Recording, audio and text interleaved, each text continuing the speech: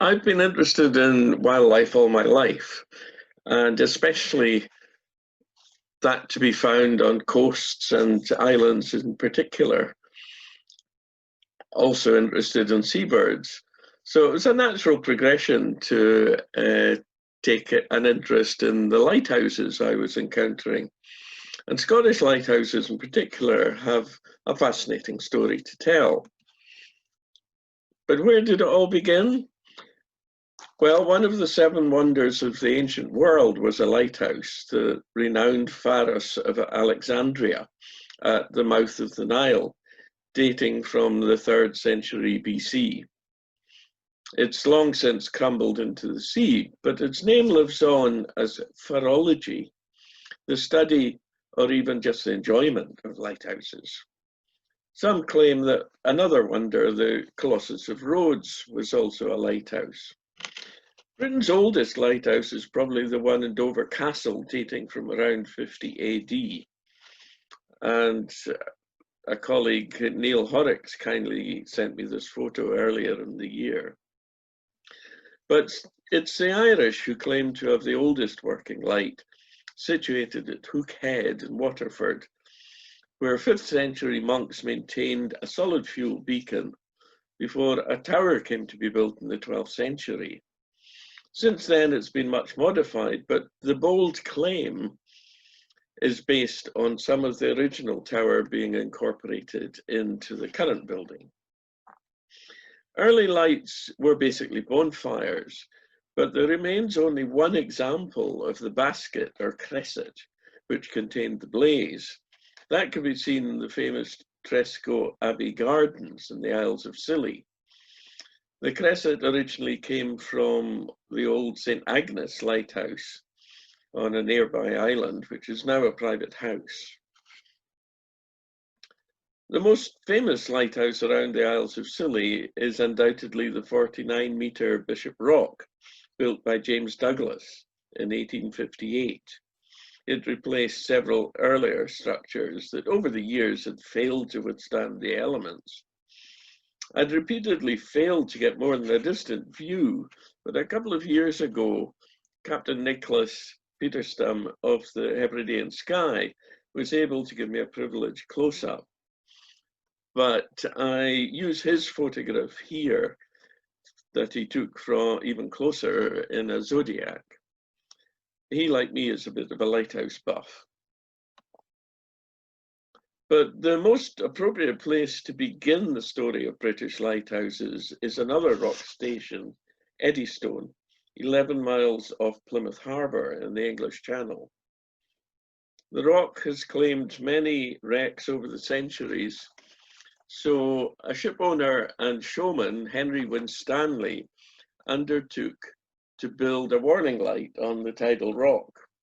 With no marine engineering experience, he indulged himself considerably in its design and soon modified it, his first attempt, into something even more elaborate. In 1698, he proudly claimed how it is finished and will stand forever as the world's most artistic piece of work.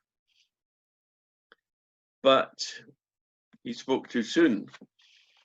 For in what Daniel Defoe described as the greatest storm that ever was, on the night of the 26th November 1703, the Winstanley's masterpiece was washed away, never to be seen again, along with the lighthouse keepers and even Henry Winstanley himself, who happened to be on a visit.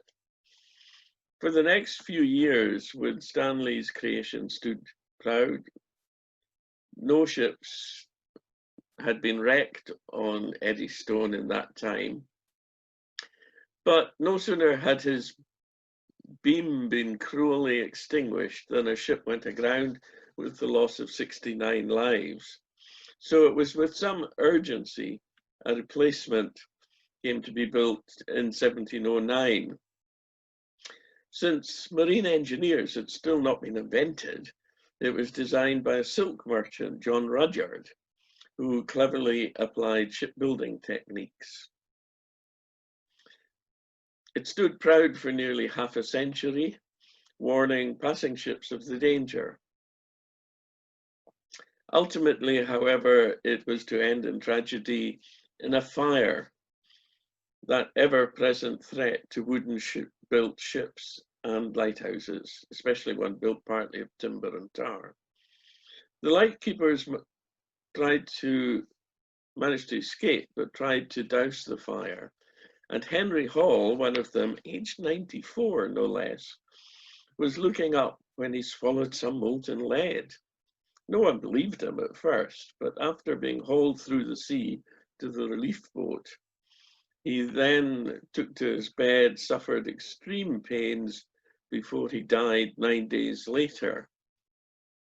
When a local surgeon undertook a post-mortem, he removed a lump of lead a couple of inches long from Hall's stomach. It's now in the National Museum of Scotland in Edinburgh, where Dr. Spry eventually retired. The man charged with the replacement lighthouse was a Leeds instrument maker and mathematician, John Smeaton, who was known to have a flair for civil and mechanical engineering problems. Indeed, he could be thought of as the father of marine construction. He realized that the shape best suited to withstand the fury of the sea was the flared trunk of an oak tree, built purely of stone. The blocks were shaped so as to interlock in all three planes like a three-dimensional jigsaw, all bound together with oak pins and sealed with a quick-setting marine cement of his own devising. At 22 meters, it was similar in height to Rudyard's Tower and was completed in 1759 without loss of life. Smeaton had set a new standard in lighthouse construction, which for 250 years became the archetypal form to be emulated all over the world. In the end, it was not the tower that proved its weak point, but the eroding rock upon which it had been built. It had been pointed out by Robert Stevenson on a tour of English lights in 1818, but it was not until 1879 that a replacement came to be constructed on a neighbouring, more secure rock slab. But the good people of Plymouth were not going to forget the pioneering efforts of John Smeaton and raised funds for his tower to be dismantled and re-erected ashore on Plymouth Hoe, leaving only a stump beside the new Eddystone rock. I tried several times when joining cruise ships in Plymouth to gain access to Smeaton's tower, and finally succeeded in September 2019.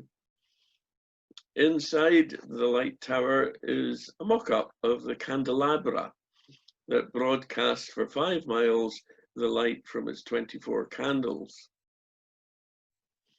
In the summer of 2012, a Ferris wheel had been erected on the Hoe, which gave me this unique view of Smeaton's Tower as Caledonian Sky departed Plymouth on its maiden voyage ultimately to the Pacific. Sir James Nicholas Douglas began work on the present Eddystone Lighthouse in 1879, employing many of Smeaton's innovative techniques, of course. When the tower was half built, his son William fell off, but remarkably a wave surge broke his fall and delivered him back on land unhurt. At 53 meters in height, Eddystone was to lose 4 meters in 1976 or so when a helipad had to be constructed on its roof, but it still remains the tallest lighthouse in the British Isles.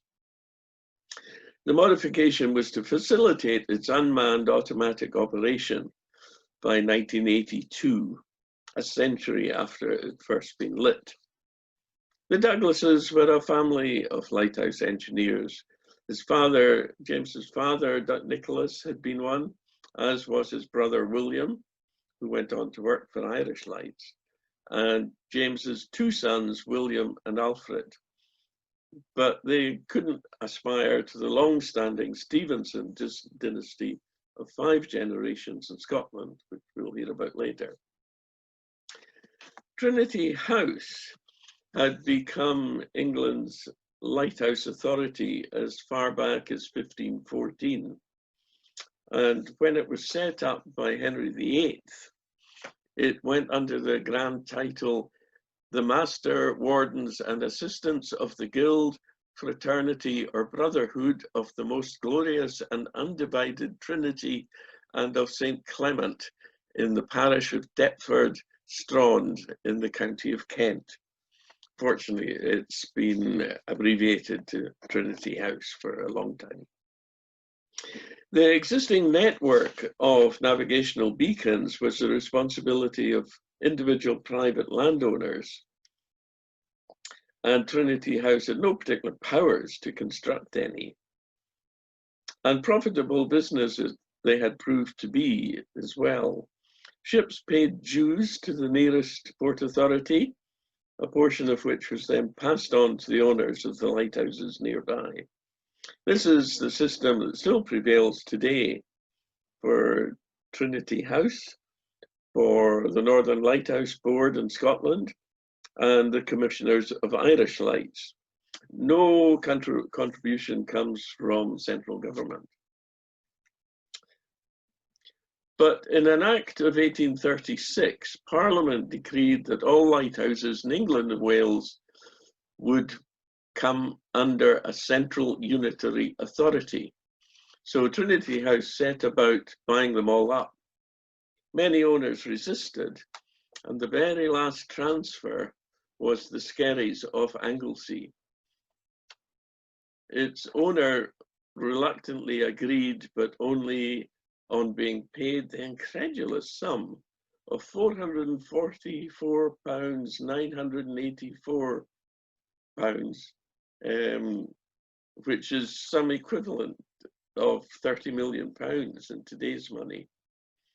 Thereafter, Trinity House built its own lighthouses. Scotland can trace its lighthouse history to various monastic lights around the coast and on islands. But an excellent place to start is the Isle of May near the Firth of Forth. In 1636, a local landowner in Fife built a neat castellated structure on the island with the lightkeeper's accommodation in the second story and a coal-fired beacon on the roof. You can see it here on the white rectangle on the skyline.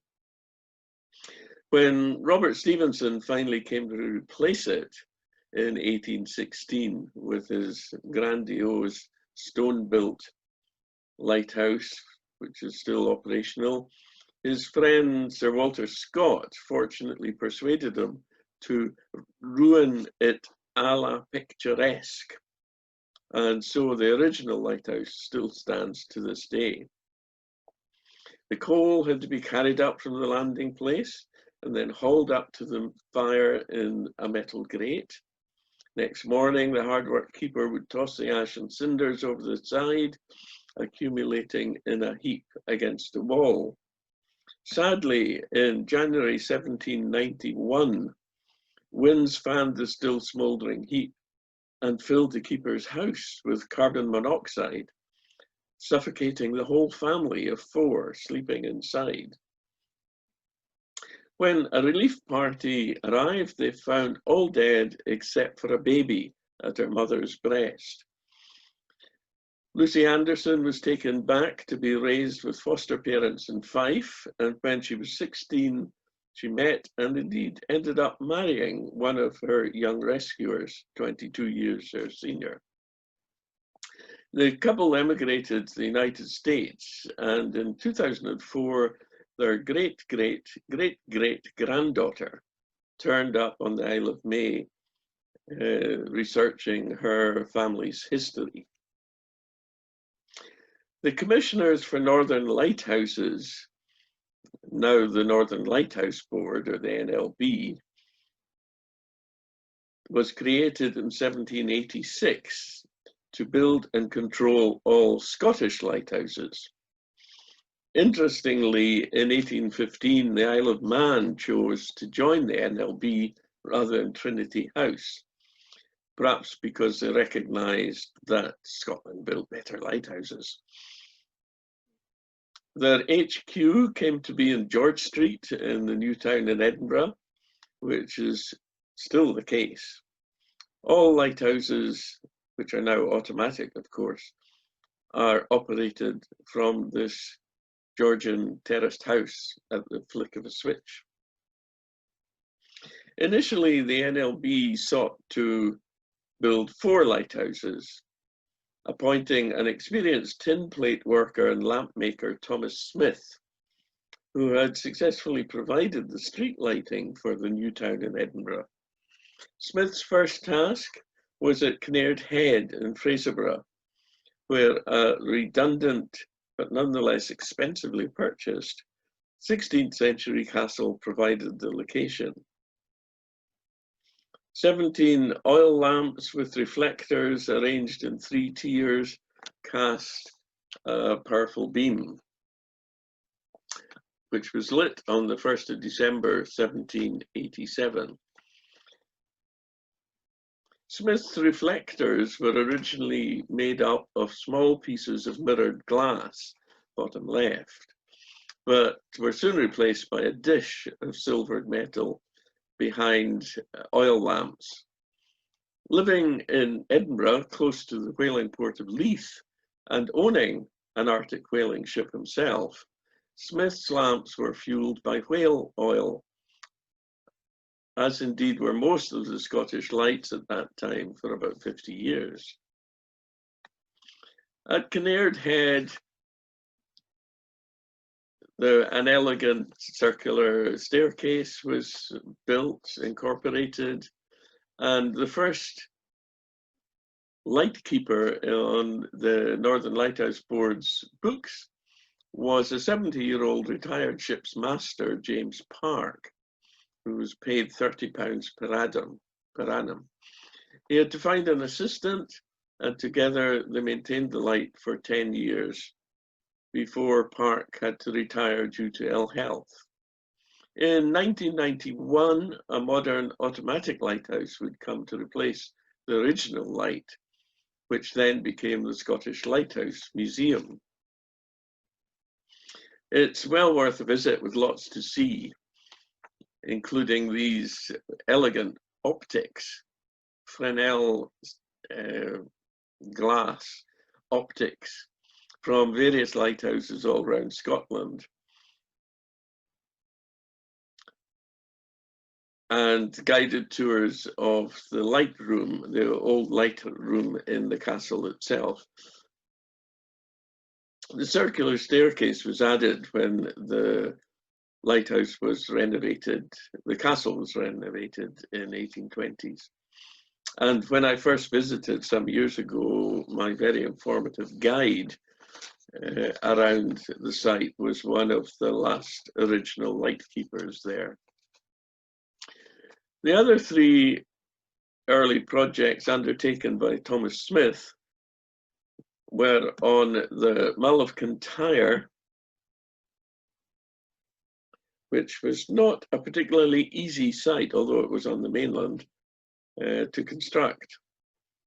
And also the island of North Ronaldsay in Orkney, which is renowned for its famous seaweed-eating sheep. And finally, ale and glass on the island of Scalpay and Harris in the Outer Hebrides.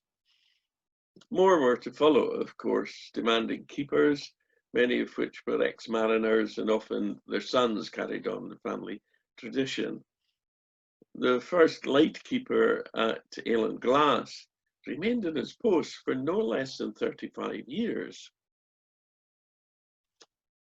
His lighthouse was later replaced by a modern tower. A widower, Thomas Smith had struggled to bring up his children, so he employed his neighbour, a single parent, Jane Stevenson, to look after them. They married in 1787. Jane's son, Robert Stevenson, was 19 when he was taken on as Smith's assistant. He would marry Smith's daughter, also Jane, in 1799. The old man constructed 6 more lighthouses before his death in 1813. By now, however, he had largely passed responsibility for the family business to his stepson Robert, who was establishing a considerable reputation with the NLB as a lighthouse engineer. Without doubt, the most challenging of Robert's projects was to erect a lighthouse on the Inchcape Rock, 11 miles off Arbroath in 1807, and it would seal his reputation once and for all. The notorious reef lies under 6 meters, 16 feet, of seawater at high tide, and only a meter of rock protrudes above sea level at the lowest of spring tides.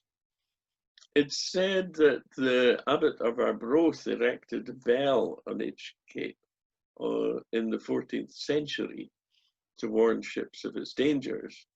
And legend has it that a notorious pirate who long benefited from all this wreckage tore down the bell, but then famously perished on what had become known as the Bell Rock. Yet one more of countless craft lost over the centuries. Inchcape Rock was only exposed for about 3 hours at the lowest tides, and some 50 men would be engaged in creating the foundations. The solid granite blocks were cut at an Aberdeen quarry and shaped at Arbroath before being shipped under sail, remember, out to the site. The vessel was named Pharos, as is the current NLB lighthouse tender, the 10th in a long and distinguished line.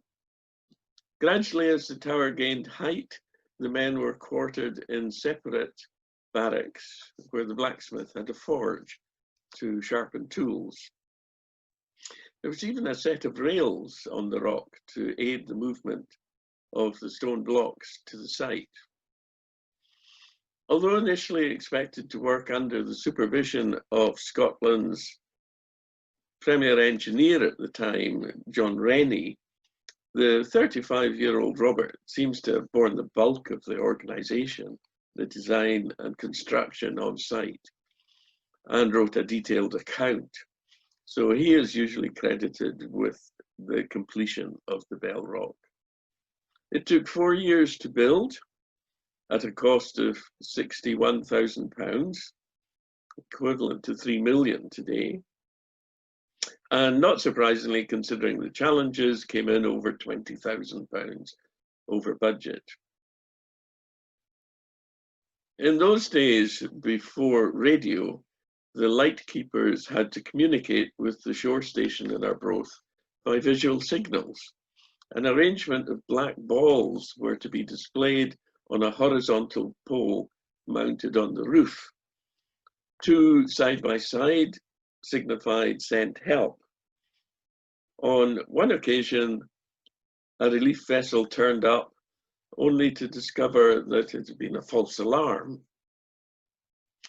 2 shags or cormorants had been perched side by side on the pole, not the signal balls. Like many lighthouses around the coast, the Bell Rock was extinguished in wartime and indeed was sometimes strafed by enemy aircraft. The Navy could request it to be lit, but on the 17th of October 1915, the message failed to get through and HMS Argyll ran aground on the rock, though no lives were lost. Robert Stevenson and his wife had 13 children, only 5 of whom survived: Jane, Alan, Robert, David, and Thomas. He was a strict and pious father, but with a quiet sense of humour.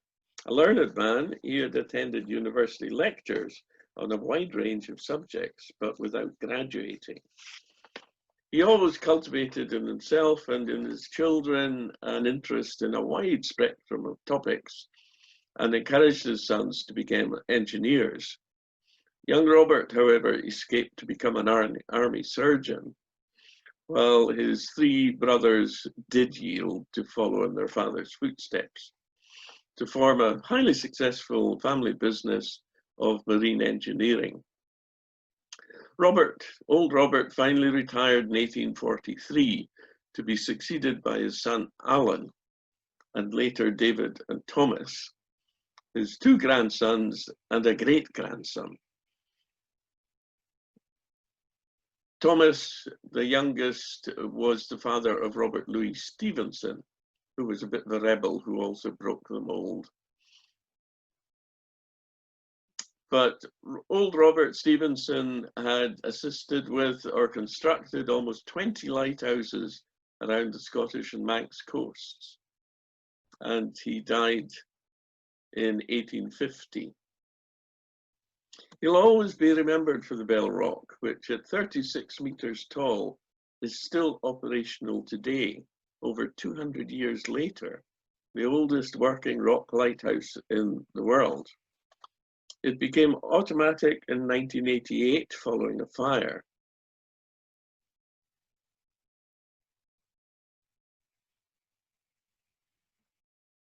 Unlike the English rock lighthouses with the modified roof, the helipad in the Northern Lighthouse Board lights remains where the rock is exposed at low tide.